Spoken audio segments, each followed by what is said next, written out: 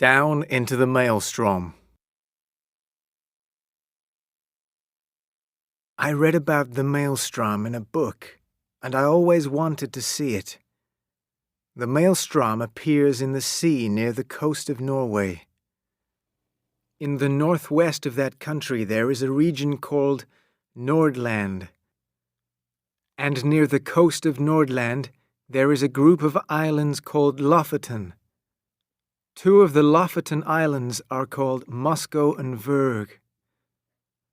Between Moskstraumen and Vurg there is a narrow place where the sea turns and races in a great circle.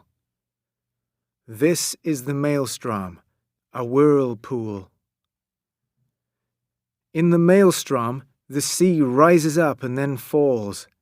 As the sea falls, it turns in a circle. It turns faster and faster. It is the same as water going down into a huge pipe.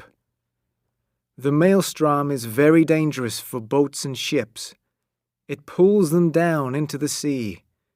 Many ships have sunk and many men have died in the dangerous water. I wanted to see the great whirlpool, so I went to Norway.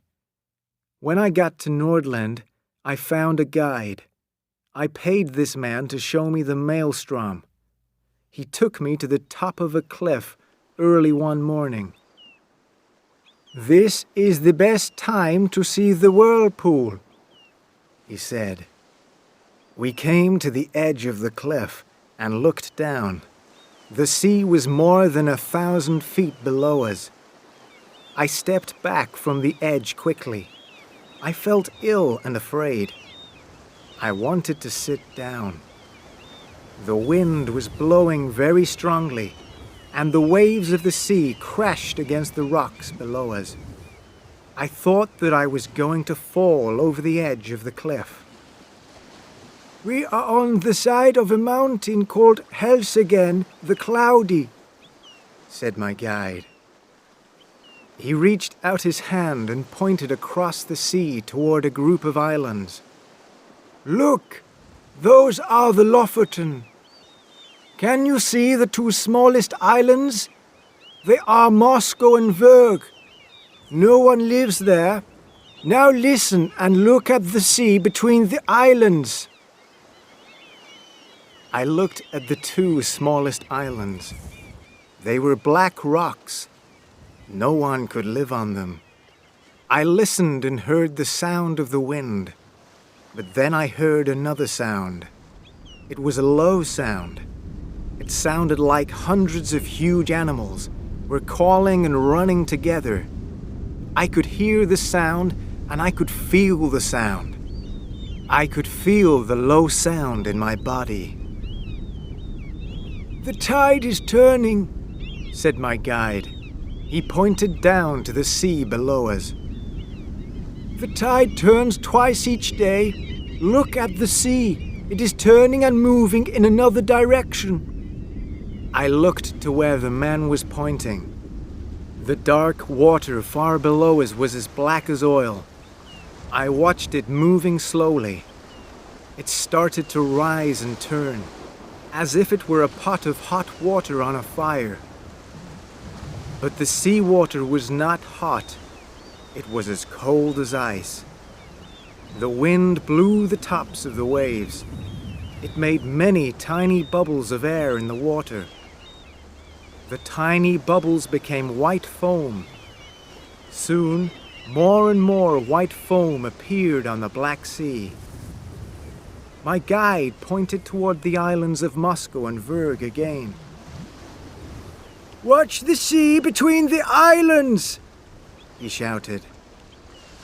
Then there was another change in the sea. The water became smoother, but it did not become calmer. The dark water started to move in a huge circle. It moved very quickly. It spun around and around. The edge of the circle was white with foam. It was amazing. Is that the great whirlpool? The Maelstrom? I asked. "Yes," said my guide. That is the terrible Maelstrom. When fishermen sail toward this coast, they look for Moscow. They do not come closer than a mile. Do fishermen sail near these islands? I asked. I could not believe this. Yes, they do. I did. I was a fisherman once. There are a great many fish near Moscow. But isn't it too dangerous to fish here? I asked. Fishermen know when the tides rise and fall. There are 2 times in the day when it is safe. We go out when the sea is calm and smooth. Then we come back 12 hours later. And is fishing always safe at those times? Are boats and ships never lost? I asked. Many boats and ships are lost in the Maelstrom, the man said. Fishermen make mistakes and their boats are pulled down. Sometimes larger ships are lost in the Maelstrom when they come too close. The sea is calm one moment and a storm can be blowing 5 minutes later. I looked at the Maelstrom in amazement. I could not believe it. The whirlpool was moving faster and faster. As the whirlpool moved, the water in its center dropped down. There was now a hole or pit in the center of the whirlpool. Nothing can go into that hole and come out alive, I said. It is a huge round mouth in the sea. That mouth will swallow everything that comes near it. It makes me afraid. That is true, said my guide. The Maelstrom swallows ships and whales and men, but one man went into the Maelstrom and came out alive. Surely that is impossible, I said. I looked at the round black mouth in the sea. My body shook with fear. The white foam made me think of teeth, terrible teeth, and the noise of the wind and water. It was the noise of a monster eating rocks. How old do you think that I am? Asked my guide. He shouted these words. I shook my head. It was difficult to hear his voice. The noise of the Maelstrom was now very loud. We moved back from the edge of the cliff. We went and sat behind some rocks. How old do you think that I am? The man asked again. I did not understand the reason for his question. His hair was white and he had many lines on his face. He moved slowly. He must be an old man. Are you more than 60 years old? I asked. No, I am 40, said my guide. The Maelstrom made me old. I'll tell you my story. It happened 3 years ago. This is my guide's story. I am writing his words. One day in the summer, my brothers and I went out in our fishing boat. It was 7 o'clock in the morning of July 10th. The sea was calm and smooth. We sailed past Moscow Island to look for fish. There were many fish in the sea that day. We caught a large number of them and loaded them into our boat. We were very busy and we forgot how many hours had passed. In summer, we have nearly 20 hours of daylight in Norway. The nights are short.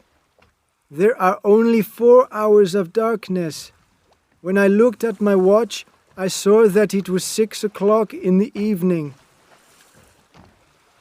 We had to pass Moscow Island at 7 o'clock. That was the time when the tide turned. It was safe at 7 o'clock that day. We were about an hour away from Moscow.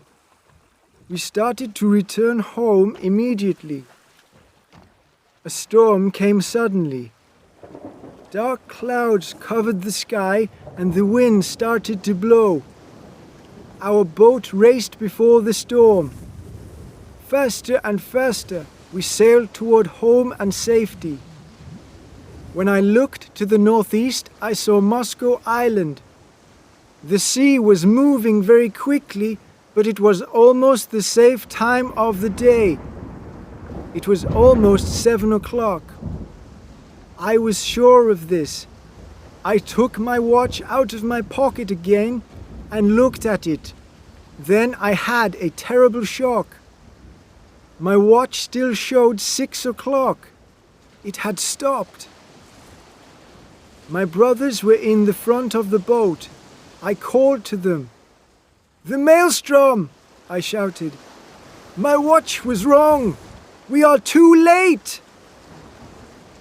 It was not the safe time of day. It was the time when the great whirlpool opened like a mouth in the sea. We were going to die. Our boat shook. It shook as if it were a dog throwing water off its body. Then the boat suddenly became still. A few seconds later, the tide picked up our boat and started turning it. It pulled us into the circle of white water around the edge of the whirlpool. Our boat moved slowly and steadily around the edge of the whirlpool. It circled many times. Each time that our boat circled, it moved a little closer to the great mouth in the sea. From the edge of the circle, the wall of the pit was as steep as a cliff. I had to look down at it. I could not turn my head away. Around and around we went. My brothers held on to the mast in the center of the boat. We could not speak. The noise of the wind and water was too loud. I could not hold onto the mast. I held onto a wooden barrel. It was our barrel of drinking water. The barrel was almost empty. Our boat moved faster and faster. Now the clouds had disappeared from the sky and we saw the moon. I thought that we had been in the whirlpool for many hours. The hours of darkness are between 2 and 7 o'clock in the morning. Could we live a little longer? The safe time of the day was 7 o'clock. Could we live for 3 or maybe 4 hours more? The answer was no. The moon showed us the black mouth in the sea. We were going to fall into that mouth. But we did not fall. The boat did not fall suddenly from the wall of water. We moved down smoothly and steadily. I had time to think about death, my death. I thought about the water going into my mouth and lungs. I was going to drown. Was the sea going to take our bodies and keep them? Or was it going to throw our bodies back onto the land? I looked down into the black pit. Our boat was on the side of the wall of water. The wall of water was turning faster and faster. I looked straight down the pipe of water, but I did not fall. We were moving so quickly in a circle that we did not fall. I was amazed. The air raced past me. I was on the edge of death, but I was alive. It was strange. I was excited. But the fear of death fell on my brothers. They took a rope and tied themselves to the mast in the center of the boat. I also took a piece of rope. I tied the rope around my body and onto the barrel. Where was the bottom of the sea? It could not be far. And I knew that there were sharp rocks at the bottom of the sea. We were going to be cut and broken on the rocks. Our boat moved lower and lower down the black pipe. Then the boat moved to the left and the right. It shook. I was thrown into the black water of the pit. But I did not sink beneath the water because I was tied to the barrel. The barrel stayed on the top of the water. I saw the boat and my brothers fall down into the pit. We were turning around in the whirlpool. Then the boat disappeared and I started to rise. The barrel moved up slowly and it took me with it. Then, suddenly, I was no longer in danger. One moment, I was on the wall of water. The next moment, I was on the top of flat, smooth water. The sea had changed. It was calm. The whirlpool had disappeared.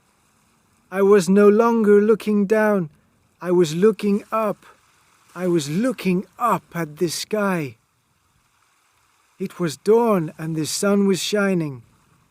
Sunlight shone from behind the mountain, Helseggen the cloudy. Fishermen were sailing their boats toward me. They pulled me from the water. No one believed my story. My brothers never returned. Our boat never returned. And my friends and family did not know me. I now looked 20 years older. My black hair had become white. Fear had made lines on my face.